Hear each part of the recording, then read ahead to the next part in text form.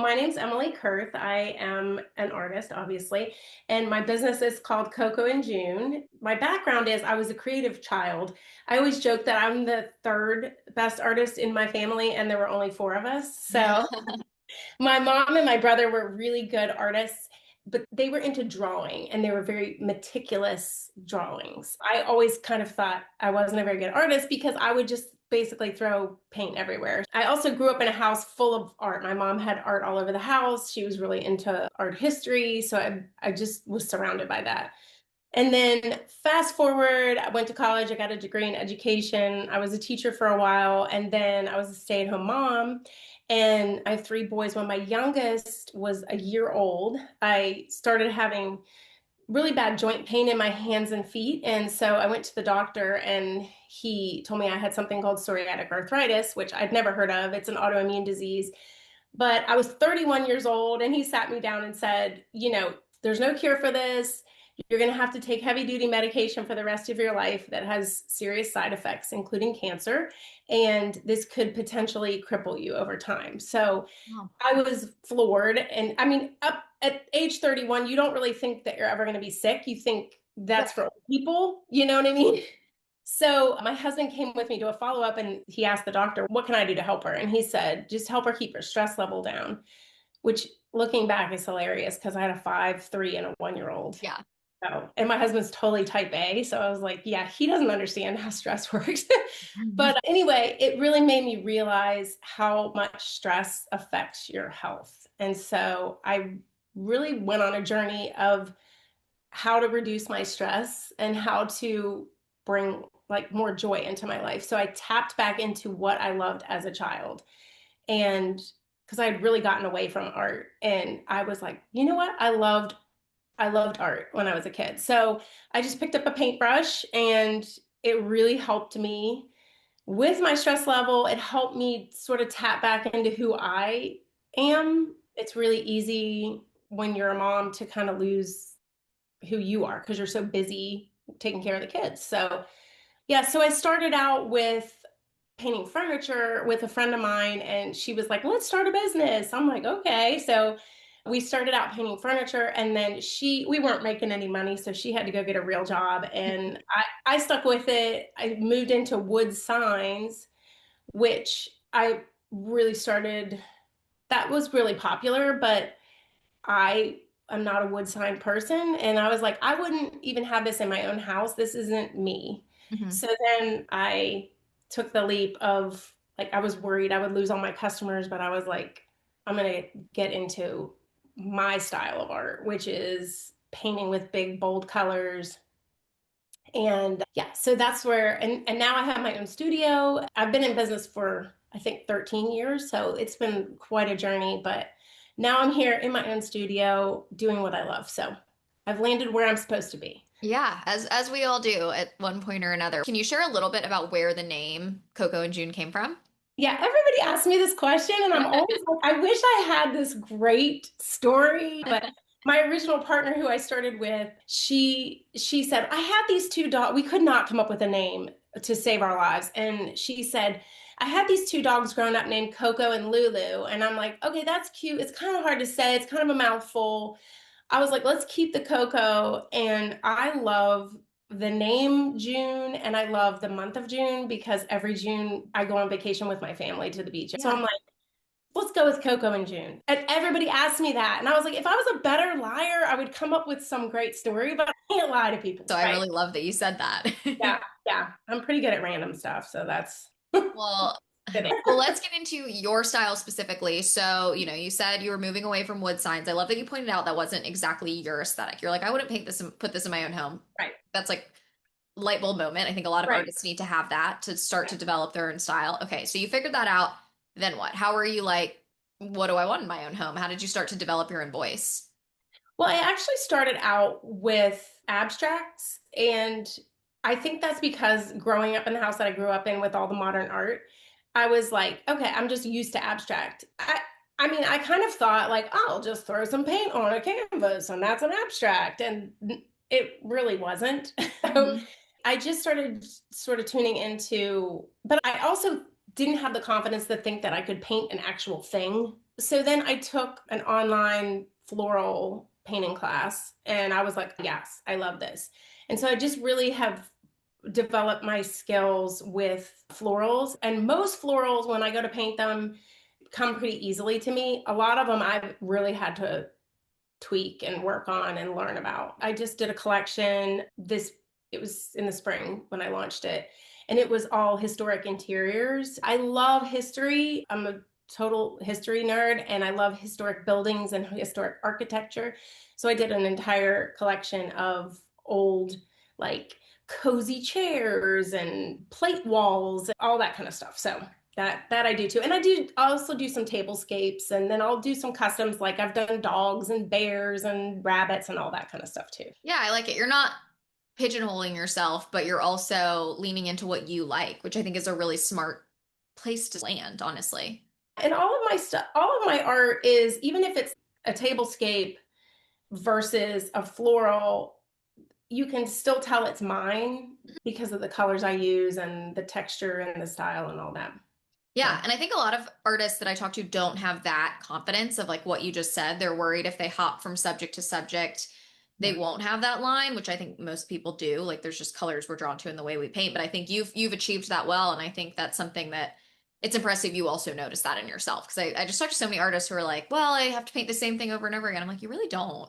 Right. And I've had that same thought a lot, but Yeah, I'm also not capable of like sticking with one thing most for of us aren't. the yeah. I mean, I'm like, I got my husband. That's about as committed as I'm going to be to one thing for forever. So, yeah. Yeah, well, let's talk about the growth of your business. So, something that obviously the reason you got into this was to kind of keep your stress down, manage all of that.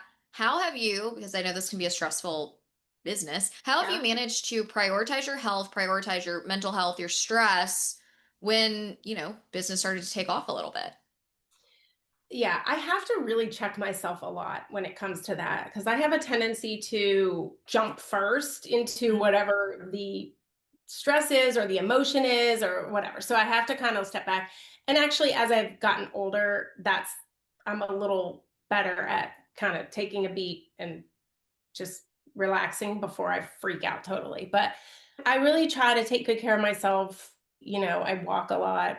I used to do a lot more like hardcore working out, but now I'm just digging walking right now. And yeah, I don't know. I try to also remember that this is like, yes, it's my business. Yes, it's important, but I'm not saving anybody's life or, you know what I mean? Like, Yeah.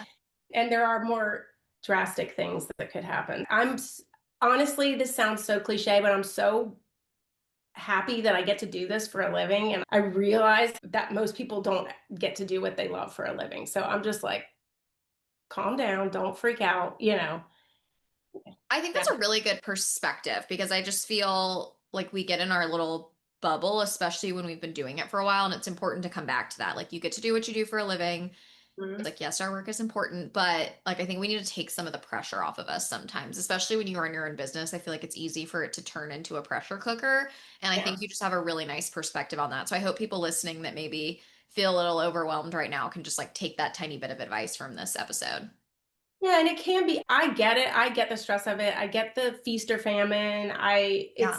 It's like, especially, different times a year, obviously, the holidays, you make more money than you do in June. And it is a lot. It is a lot to take on and have to do everything. And sometimes I do think like, I wish I just had like a paycheck that came every 2 weeks, or I wish I just had somebody telling me what to do instead of me having to figure out everything I have to do. Yeah, no, this is great. Like I get to do what I want for a living. And so I'm happy with that. Yeah, well, speaking of kind of living the dream, you have your own studio now. Can you talk about what it's like to have your own studio, like how you found it? I feel like there's a lot of questions around this. I know it might seem obvious to some, but I feel like some artists, I've had people reach out to me before and they're like, how did you even find a space in Charleston? Or can you just walk us through like how that came to be? Honestly, it was the craziest situation. So I always thought I wanted to have a studio. I have a studio slash shop. So it's open to the public. People can come, I have certain hours and it's in a building full of other women owned businesses. The lady who owns the building is an interior designer. She also has a boutique and an espresso bar upstairs, which is lovely. I always thought I couldn't do it because I thought, first of all, where would I go? And I thought, there's no way I could ever afford the overhead. She reached out to me on Facebook. I thought it was like a scam at first. And I, of course, like get the message and then like start stalking her online. And then she wanted to put some of my art in her boutique, is how it went. And so I was like, okay, sure. Totally low commitment, great opportunity, Yeah. wonderful. So I did that. And then I said on a whim, I don't know where it came from. It just like flew out of my mouth. I was like, hey, if you ever have like extra space in your new building, because she had just bought the building at that point, I wouldn't mind having a studio there. And she's like, okay. So she showed me a space upstairs. It was too much space for me. It was a little too expensive for me. And I thought it over. I talked to my husband. I prayed about it. I did all the things. And then I called her and I was like, listen, I hate to pass up this opportunity, but I just can't afford that. She's like, hold up. We're going to make it work.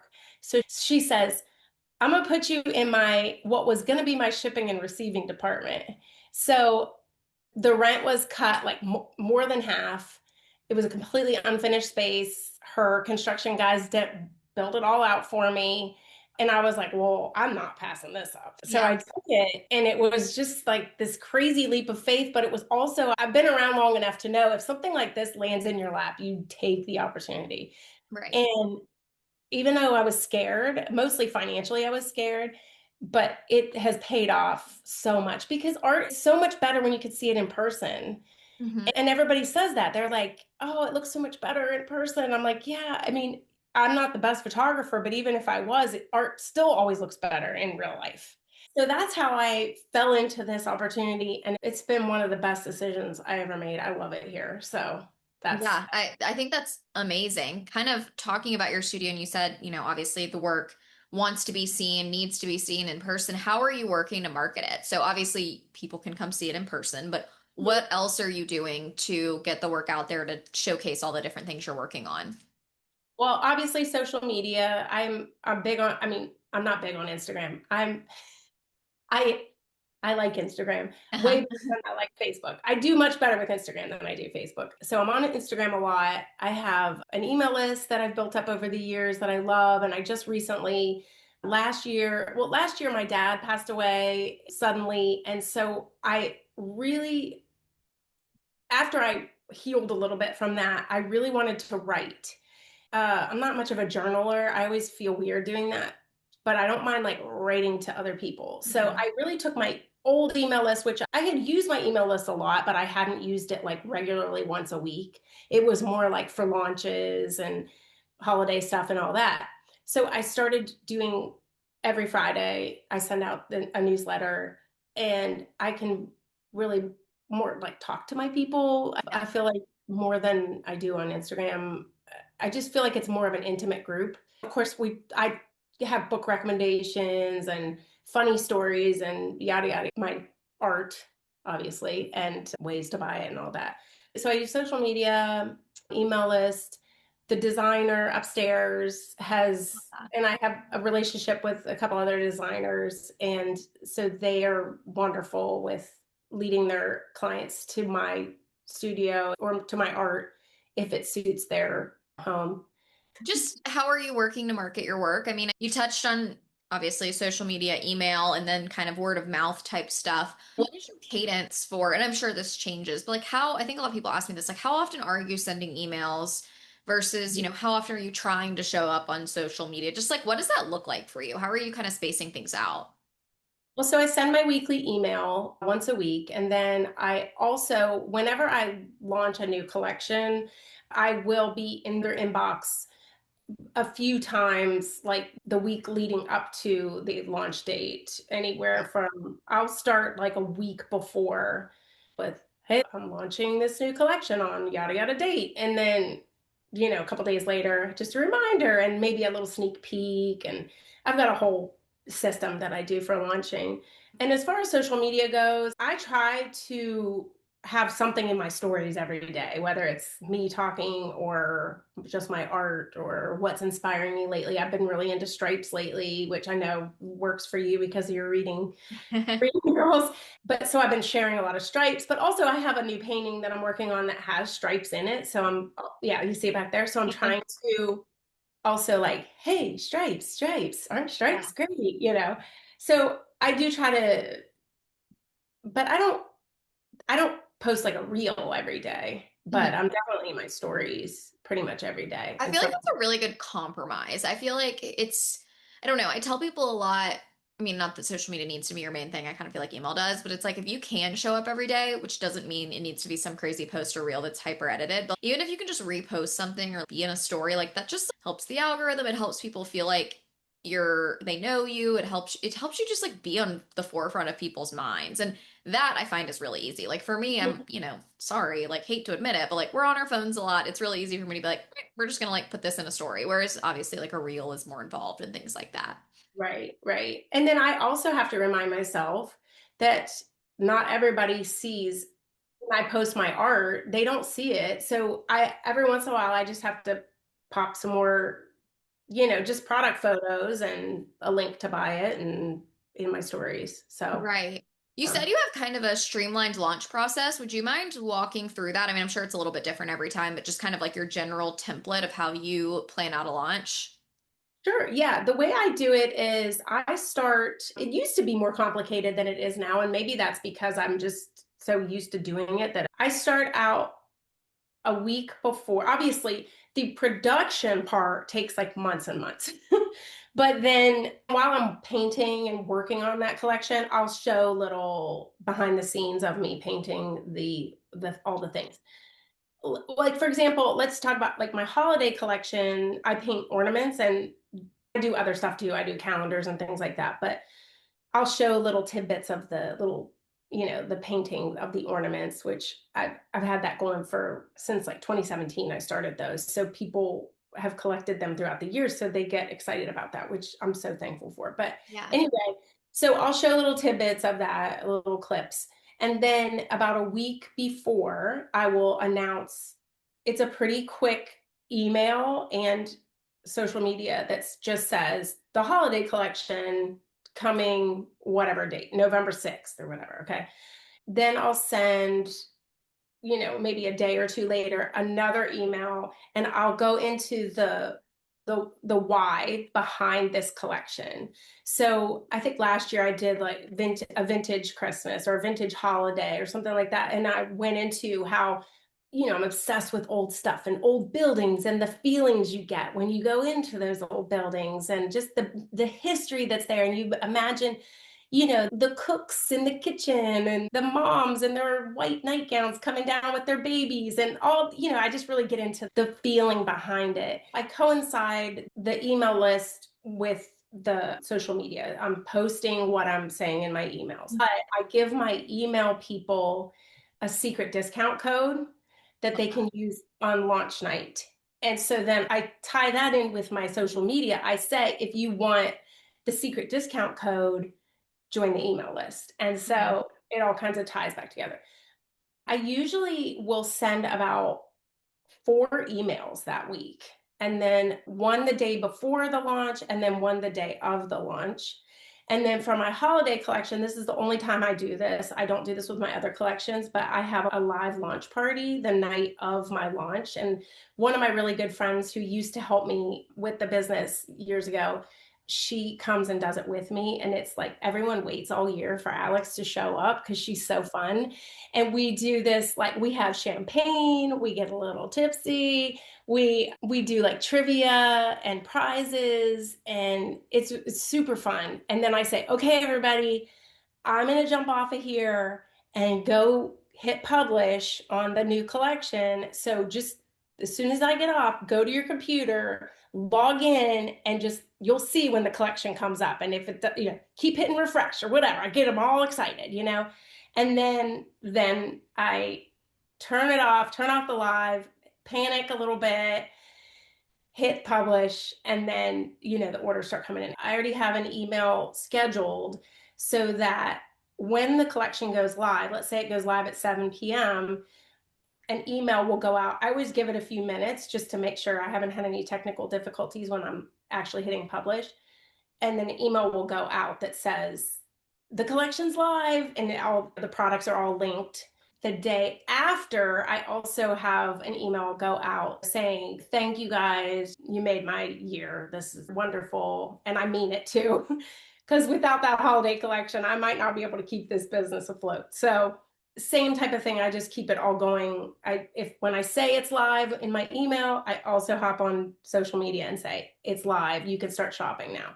And then I'll even put each individual product separately in a story with the product tag with it. So they can literally just be like, dink and buy So it. smart. I think that's like a huge piece of advice is make it as easy for people. I tell people that all the time. I'm like, don't do, not that there's anything wrong with it, but I'm like, when you say like they got to read the caption, then the caption says link in bio and the link in bio doesn't take them directly. I'm like, make it a one click. If they can do a Oh, one click purchase, just trust me, we have short attention spans. You want to capture them while they're excited. So I love that start to finish. yes, yes. So that's what I do. And then when I launch painting collections, it's a little lower key, a little less in your face. But yeah, that's what Yeah. I do. But I feel like there's so much you can take from that, just from like the live. And I feel like there's smaller versions of that people could do. There's a lot of ideas even floating in my own head of like my next collection, like, ooh, we should make this more of a to do. It's so fun. Yeah, that live is so fun because, and we show every product, and the people really haven't seen the products yet because Yeah. I've just been teasing them with little sneak peeks.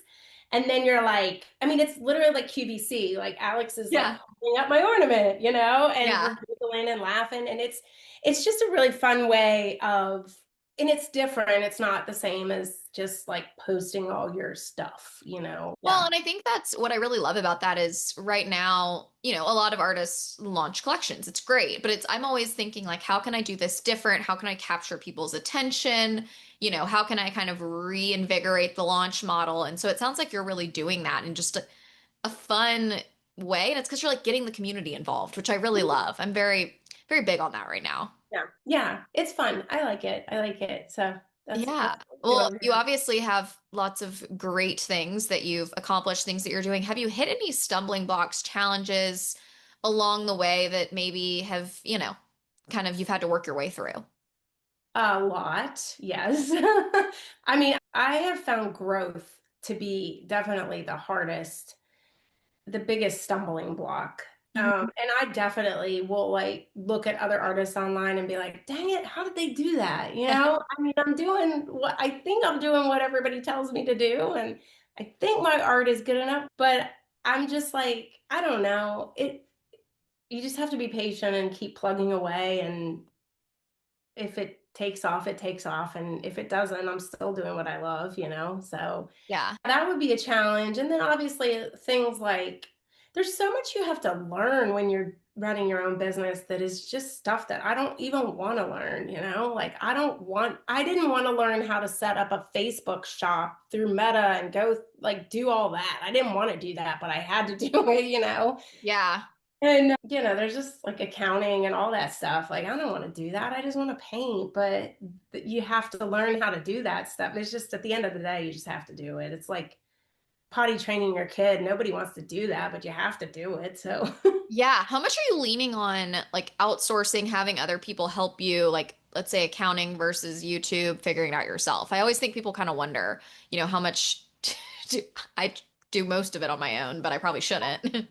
well, I definitely should not be doing accounting. And so I had hired an accountant like a long time ago, and she basically just did my books for me. And then she would tally up what I needed to pay in taxes and then, send me the paper online, and then I would plug it all into my state tax department online. Well, she and I had this big meeting last fall, and she told me, like, we really went over everything and what I really need to be doing. And I took it all down in notes and wrote it all down. And then the holidays came. So I got super busy. I didn't have time to deal with all that. And I literally lost the notebook. I could not find it anywhere. And I called her and I was like, Beverly, I have been searching for days for this notebook. So I got everything straight and I did everything right. And she's like, you know what, Emily, how about if I just do your accounting for you? And I was like, oh, thank you. Yes. So I handed it all over to her. the best thing that's ever happened to me because I used to go in and plug in every order into my QuickBooks. It was insane. She saved my life. So I outsource that for sure. A lot of the other stuff I don't outsource just because I'm like, I can figure this out. Like the setting up the Facebook shop and stuff, that was like a Right. one and done type of thing. So I Right. just figured it out, did some chats with Facebook support I and mean, most of the stuff is that it's like you have to figure it out one time. But I do agree, it's important to know your strengths and then also just like the value of your time. Like you are most valuable painting, being in the studio, doing the creative tasks. If you can hand some of the like accounting off to other people, or for me, like sometimes I justify, I'm like, yeah, it's worth paying $10 for this app to make this go 10 times faster. right. Then, I think sometimes it's worth the cost if it can buy me back time. So I think that's an important trade-off to think about as well. 100%. Yeah, I agree. Yeah. Well, what have been some of your most successful moments? Obviously, we just focused in on challenges, but what have been some highlights for you? So the holiday launches always make me feel pretty good just because we get a lot of sales and my ornaments, like I said, some people have been collecting them for 9 years now, and that makes me feel really good. That makes me feel successful. I applied for licensing through our local university, West Virginia University, to paint some of their buildings. I applied for that back in February, and I just found out that I am approved for that. So I'm really excited Wonderful. about that because you can't just paint that. You have to, it's licensed. So not trying to be a criminal over here. So Right. I had to go through all that process and I'm excited to get started on that. So that's good. I mean, honestly, anytime I sell one of my paintings, I feel successful. How do you deal with slower seasons? Stay, maybe motivated if self-doubt creeps in, if it does. I don't know if it does. Like, how do you just self-motivate? I mean, self-doubt definitely creeps in. Yeah, so today is Wednesday, right? Yeah. So Monday was my first day back to work after vacation, and I felt fabulous. And then yesterday, I felt like crap. I was like, and my husband was like, "What is wrong with you?" And I was like, "June sales are just horrible, you know?" And he was like, "It's, he just knows how to deal with this because it's like that sometimes." And Yeah, I'm and it just also switches on a dime like that yeah. sometimes. And sometimes I'll have a painting that's been in the studio for 3 years and then somebody buys it. And I was like, well, that was weird. Like, how did Right. that happen? You know what I mean? So I'll promote it. And then it just was like, oh, here's that old painting again. And then someone buys it. So it's just, I've been in this long enough to know that you do have your slow months and you even have like this year has been slower than last year for me. And I'm like, that's okay because that happens sometimes. I try not to panic too much. I try not to like, I used to scramble and just throw out a bunch of stuff just to make quick sales. Yeah. And then I was like, again, going back to like the wood sign example, I was like, I wouldn't even have that in my house. Why did I just do that? You Yeah, know? it's devaluing the brand, but I think that's what a lot of people do. My Yeah. mom calls it, she calls it like desperation fever. She's like, you don't need to like be so desperate. Like it's gonna be Yeah. okay. That's probably like a rude way to put it, but she says that to me sometimes as like a reminder, like it's gonna be okay.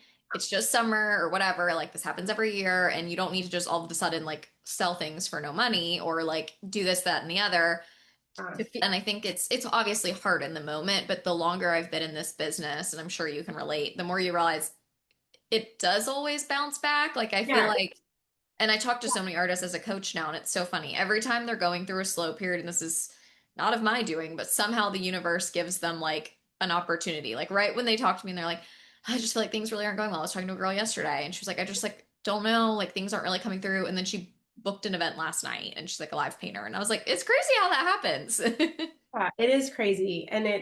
Yeah, you're right. I love your mom's term. I've been in that situation a lot with a lot of things. It's just a So, good reminder. Sometimes you need the outside perspective to be like, chill. It's funny. This month, I was like delirious in the other, or like maybe delusional in the other direction. I was like, June is going to be such a good month. And I actually checked my numbers and I was like, oh, June's actually not been that good. I right, love that I've been on right. this high thinking I've been doing so well. And I'm like, no, June's not that good because it's the So, summer and it's never that good, but it's yeah, fine. yeah, yeah. So Someone said that it's the J months. The J months are yep, the down months, the January, June, and July. And I was like, oh, yeah, that's true. Very yeah. true.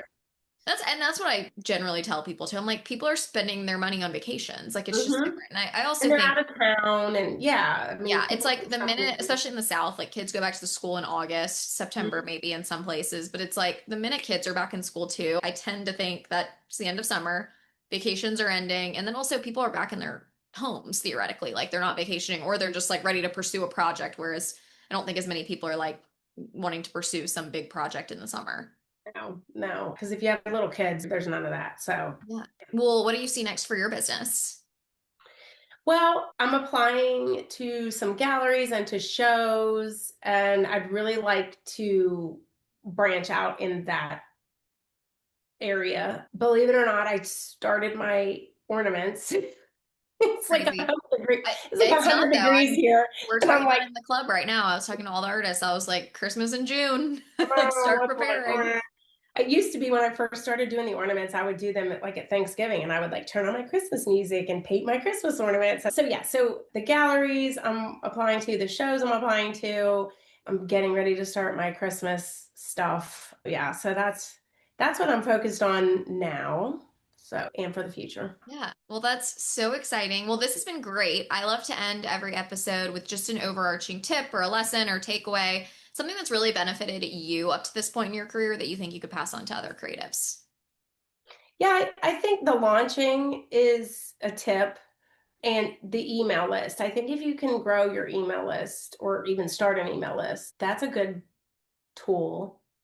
And I also think I'm going to try not to be, this sounds so cliche, but just to be yourself because I think it's hard to stand out in this world if you who you are is who you are and nobody else is that, so you might as well tap into that and use it to your benefit. Authentic self, I sound like a t-shirt, but that's Oh, I it love it. really has helped me a lot. So Yeah, I love it, and I think it's true. So I think it's great advice.